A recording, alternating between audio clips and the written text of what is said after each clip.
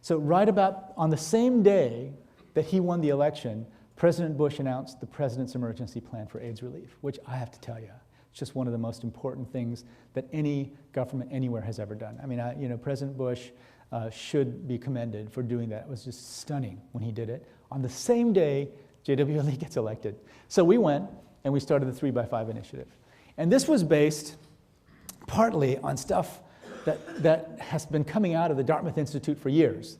The work of Mike and Jack Wenberg. You know, I was told by a guy named Don Berwick, who's a student of all the work that's been done here at Dartmouth, that if you don't have a clear goal with a clear end date, you can never get anything done.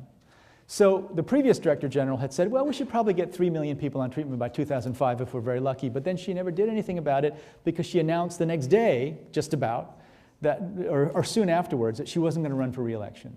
So she made a great target, but didn't really follow up because she was retiring and she didn't want to take on the mantle. So we came in, July 2003, we launched this effort. And it only gave us 2.5 years to go from about 200,000 or 300,000 on treatment to 3 million.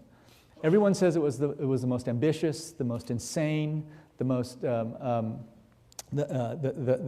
most infuriating target the WHO had ever set.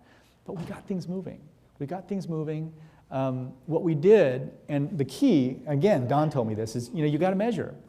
And even if your measures are not the best, you got to really take the time to measure. And as long as your measures are better than anyone else's, it's going to have a social impact.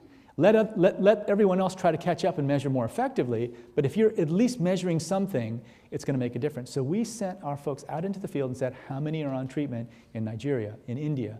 And we published it every 6 months. So every 6 months, the world would come to WHO, I would do a press conference, and we would have literally 500 or 600 stories about how countries were doing.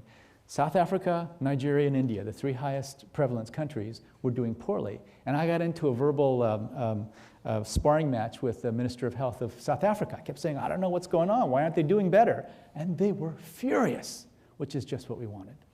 We wanted them to be under pressure from their own people. If they knew that Zambia was, beyond all sense of what they could do, getting people on treatment, the people of South Africa were saying, well, if Zambia can do it, why can't we do it? And that was our contribution. So we put Joseph's story everywhere, all right? These before and after pictures, we put them everywhere. And in August of 2006, we actually went to the Toronto HIV/AIDS meeting, and some of our team at Partners in Health walked by a poster from a group in Kenya, and they had Joseph's before and after pictures. And they said, hey, that's Joseph. He's our friend from Haiti. I said, no, he's Kenyan.